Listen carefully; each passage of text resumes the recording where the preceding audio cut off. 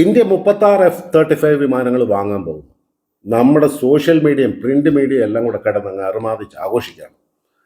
F-35 കരാറ് വരെ ആയെന്നുള്ള രീതിയിലുള്ള വാർത്തകൾ പോലും വരുന്നുണ്ട്. സുഹൃത്തുക്കളെ, ഞാൻ തീർത്ത് പറയാം, ഇത് മുഴുവൻ അസത്യമാണ്. കാരണം ഒരാഴ്ച കൊണ്ടോ 10 ദിവസം കൊണ്ടോ നടക്കാവുന്ന ഒരു ഡീലല്ല ഒരു എയർക്രാഫ്റ്റിന്റെ കച്ചവടം എന്ന് പറയുന്നത്. പ്രത്യേകിച്ച് ഒരു അഡ്വാൻസ്ഡ് ഫൈറ്റർ എയർക്രാഫ്റ്റ് എന്ന് പറയുന്നത്. ഇതിനൊക്കെ മാസങ്ങളും ചിലപ്പോൾ വർഷങ്ങളും വരെ എടുക്കും. നമ്മൾ കണ്ടതാണ് നമ്മുടെ റഫാൽ ഡീൽ പോലും എത്രയധികം നാളുകൾ എടുത്തിട്ടാണ് അതൊന്ന് കംപ്ലീറ്റ് ചെയ്യാൻ സാധിച്ചത്. ഇനി ഈ ഒരു വാർത്തയുടെ സത്യാവസ്ഥ എന്താണ്, എവിടെ നിന്നാണെന്ന് നമുക്കൊന്ന് കുഴിച്ചെടുക്കാം.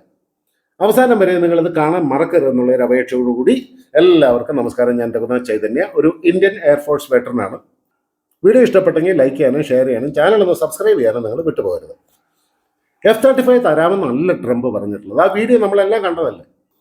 ഇന്ത്യക്ക് F-35 വിമാനങ്ങൾ തരാനുള്ള വഴി ഞാൻ വെട്ടും എന്നൊരാഗ്രഹമാണ്, അല്ലെങ്കിൽ അങ്ങനെ ഒരു താല്പര്യമാണ് ട്രംപ് അവിടെ പങ്കുവെച്ചത്. ആ വീഡിയോയുടെ ചെറിയൊരു ക്ലിപ്പ് നമുക്കിപ്പോൾ കാണിച്ചു തരാം. Many billions of dollars were also paving the way to ultimately provide India with the F-35 stealth fighters. അതിനുശേഷം ഒരു മാധ്യമ പ്രവർത്തകരുടെ ചോദ്യത്തിന് മറുപടിയായിട്ട് ഇന്ത്യയുടെ ഡിഫൻസ് സെക്രട്ടറി പറഞ്ഞതും കൂടെ നമുക്കൊന്ന് കാണാം. അദ്ദേഹം കൃത്യമായിട്ട് ഇതിൽ പറയുന്നുണ്ട്, ട്രംപിന്റെ ഭാഗത്തുനിന്ന് വന്നിരിക്കുന്നത് ഒരു ഓഫർ അല്ല, ഇന്ത്യക്ക് ഇത് തരാനുള്ള വഴി വെട്ടുന്ന കാര്യം പരിഗണിക്കുമെന്നാണ് ട്രംപ് പറഞ്ഞിരിക്കുന്നത്. അതുകൊണ്ട് ഇതൊരു ഓഫർ അല്ല, കോൺക്രീറ്റ് ആയിട്ട് സ്ട്രോങ് ആയിട്ടുള്ള ഒരു ഓഫർ വരുമ്പോൾ നമ്മൾ അതിനെക്കുറിച്ച് ചിന്തിക്കും, അല്ലെ പരിഗണിക്കും എന്നാണ് അദ്ദേഹവും പറഞ്ഞിട്ടുള്ളത്. ആ വീഡിയോയുടെ ഒരു ചെറിയ ഷോർട്ട് ക്ലിപ്പ് നിങ്ങളൊന്ന് കാണുക ആദ്യം.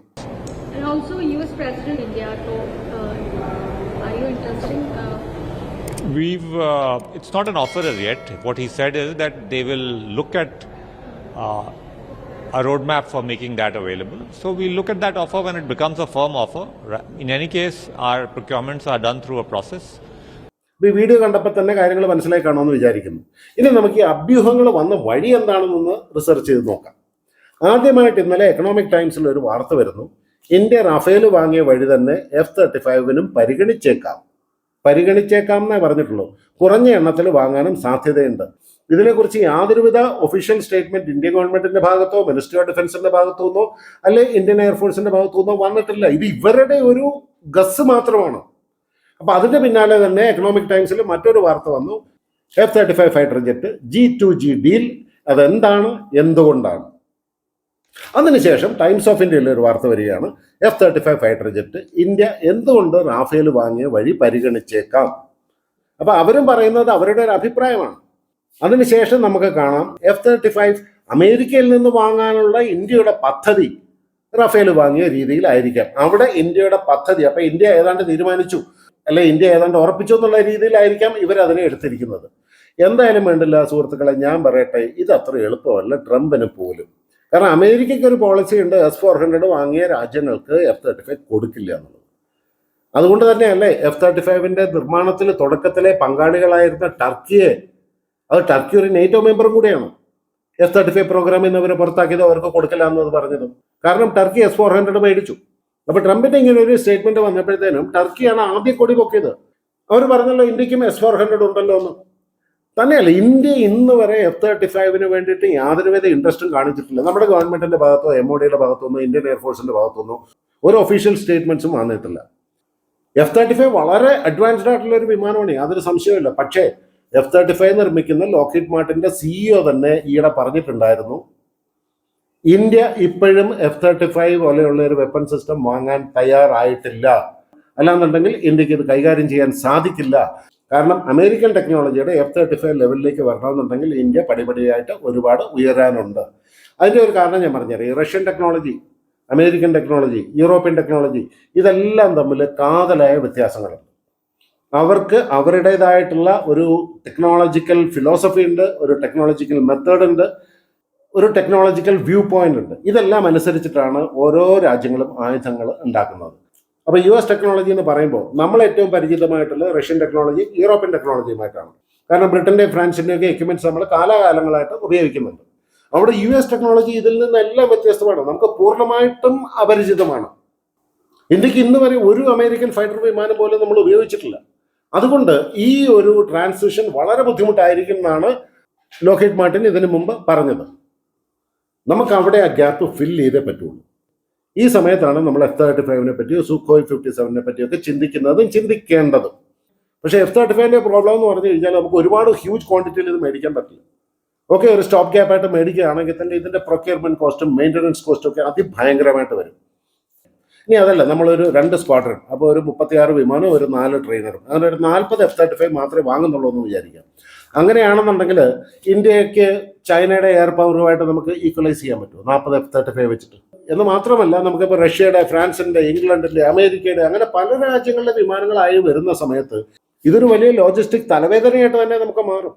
അവരുടെ ഹാർഡ്വെയർ പ്രോബ്ലംസ് ഉണ്ട്, ഇതിനകത്ത് സോഫ്റ്റ്വെയർ പ്രോബ്ലംസ് ഉണ്ട്, എഞ്ചിൻ്റെ പ്രോബ്ലങ്ങളുണ്ട്. ഇതൊക്കെ പരിഹരിച്ച് അവർ പതുക്കെയാണ് കൊടുക്കുന്നത്. അപ്പോൾ ഇത് കിട്ടി വരുമ്പോഴത്തേനും ഒരുപാട് വർഷങ്ങളാകും ഇനിയും.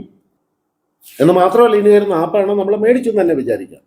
നമ്മുടെ കയ്യിലുള്ള എക്യുപ്മെൻറ്റ്സിൻ്റെ ഭൂരിഭാഗവും റഷ്യൻ ഒറിജിനാണ്. ഞാൻ നേരത്തെ പറഞ്ഞ പോലെ ഈ ടെക്നോളജിയിൽ ഒരുപാട് വ്യത്യാസമുണ്ട്.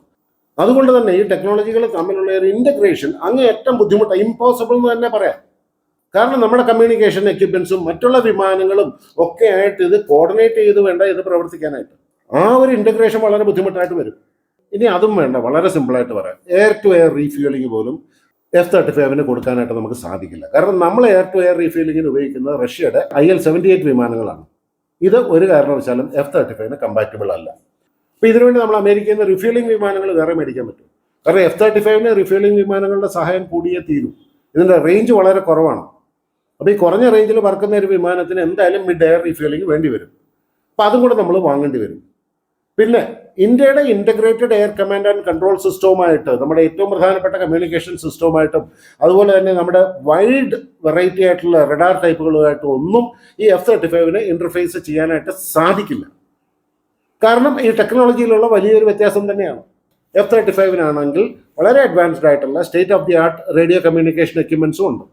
ഇതെല്ലാം ഇന്ത്യയുടെയോ അല്ലെങ്കിൽ ഇൻഡോ റഷ്യൻ ഒറിജിനായിട്ടുള്ള കമ്മ്യൂണിക്കേഷൻ സ്വീറ്റ്സുമായിട്ട് ഒട്ടും മാച്ച് ചെയ്യില്ല. അങ്ങനെ വരുമ്പോൾ ഇന്ത്യയുടെ മൊത്തം കമ്മ്യൂണിക്കേഷൻ സിസ്റ്റത്തിലെ സോഫ്റ്റ്വെയറും ഹാർഡ്വെയറും 80% നമ്മൾ റീപ്ലേസ് ചെയ്യേണ്ടി വരും. അതിൻ്റെ കോസ്റ്റ് കൂടെ ഒന്ന് ആലോചിച്ചു. ഇതൊക്കെ എന്ന് പറഞ്ഞാൽ ബില്യൺസ് ഓഫ് ഡോളേഴ്സിൽ പോവുകയും ചെയ്യും. ഒരുപാട് വർഷങ്ങളെടുക്കും ഇതൊക്കെ ഒന്ന് കംപ്ലീറ്റ് ചെയ്ത് വരാനായിട്ട്, ഈ 40 F-35 വേണ്ടിയിട്ട്.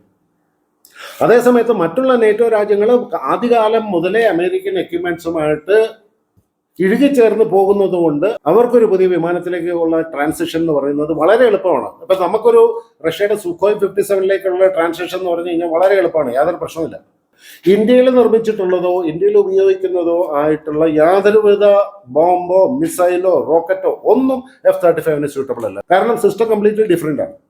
അല്ലെങ്കിൽ അമേരിക്ക അതിൻ്റെ സോഴ്സ് കോഡൊക്കെ നമുക്ക് തരണം. നമ്മുടെ ഈ വെപ്പൺസ് ഇൻ്റഗ്രേറ്റ് ചെയ്യാനുള്ള രീതിയിൽ അതിനെ മാറ്റിയെടുക്കാനായിട്ട് അവരുടെ സോഴ്സ് കോഡ് നമുക്ക് തരണം. ഒരു കാരണവശാലും അമേരിക്ക തരില്ല. അപ്പോൾ എന്ത് പറ്റും? നമുക്ക് വേണ്ട ആയുധങ്ങളെല്ലാം പര്യാപ്തമായ ക്വാണ്ടിറ്റിയിൽ നമ്മൾ ഇപ്പോഴേ വാങ്ങി കൂട്ടേണ്ടി വരും. അതിൻ്റെ കോസ്റ്റും കൂടെ നമ്മളിവിടെ കൂട്ടണം. ഇതൊന്നും പോരാഞ്ഞിട്ട് അമേരിക്കയുടെ ഫൈറ്റർ വിമാനങ്ങളെല്ലാം ഒരു നൂല് കെട്ടിയിട്ടായിരിക്കും വരുന്നത്. ആ നൂലിൻ്റെ ഒരറ്റം അവരുടെ കയ്യിലിരിക്കും. ന്യൂക്ലിയർ ഡെലിവറി സമ്മതിക്കില്ല അമേരിക്ക. അമേരിക്കൻ വിമാനങ്ങൾ ഉപയോഗിച്ചുകൊണ്ടിട്ടുള്ള ഒരു ന്യൂക്ലിയർ വാർഹെഡിൻ്റെ ഡെലിവറി ഒരു കാലത്തും അമേരിക്ക സമ്മതിക്കില്ല. ഒരു പക്ഷേ അമേരിക്കൻ ഗവൺമെൻറ് ചെറിയ ഇളവൊക്കെ കാണിച്ച് അമേരിക്കയുടെ അഡ്മിനിസ്ട്രേഷൻ നമ്മളെ അനുവദിച്ചു എന്ന് വിചാരിക്കുക, വേണമെങ്കിൽ ന്യൂക്ലിയർ വെപ്പൺസ് ഫയർ ചെയ്യാനായിട്ട് F-35 ഉപയോഗിക്കാവുന്നു. ഇത് അമേരിക്കയുടെ നിയമപ്രകാരം അമേരിക്കയുടെ കോർട്ടിൽ ചാലഞ്ച് ചെയ്യാവുന്ന ഒരു കുറ്റമാണ്. അപ്പോൾ ഇതിന് തരുന്ന അഡ്മിനിസ്ട്രേഷനിൽ അതിന് റെസ്പോൺസിബിൾ ആയിട്ടുള്ള ആളുകൾ ജയിലിൽ പോകും. അവർ തരുമോ? തരില്ല. ഇപ്പം നമ്മുടെ കയ്യിലുള്ള ന്യൂക്ലിയർ ഡെലിവറി പ്ലാറ്റ്ഫോം എന്ന് പറഞ്ഞു കഴിഞ്ഞാൽ ഫ്രാൻസിൻ്റെ മിറാജും റഫാലും ബ്രിട്ടീഷിൻ്റെ ജഗ്വാറും റഷ്യൻ വിമാനങ്ങളും ഒക്കെയാണ്. അപ്പോൾ ഇങ്ങനെയുള്ള ഒരു സാഹചര്യത്തിൽ സത്യം പറഞ്ഞാൽ ഇന്ത്യ ശ്വാസം മുട്ടുകയാണ്. കാരണം ജിയോ പൊളിറ്റിക്കൽ പ്രഷർ ഭയങ്കരമായിട്ടുണ്ട്.